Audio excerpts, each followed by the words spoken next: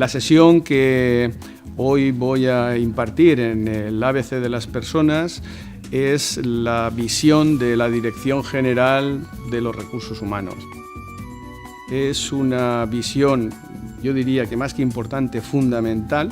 Los recursos humanos, acabaré así diciendo que no es lo más importante de la empresa, que los recursos humanos son la empresa, porque si hay buenos recursos humanos tendremos buenas empresas.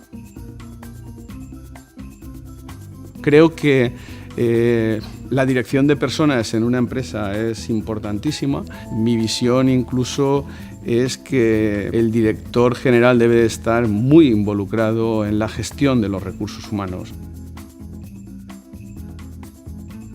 Y el ABC de las personas yo creo que también que es un curso muy adecuado para esa visión y realmente estamos muy satisfechos. Creo que nos da un bagaje para las personas que queremos implicar en este ámbito muy importante.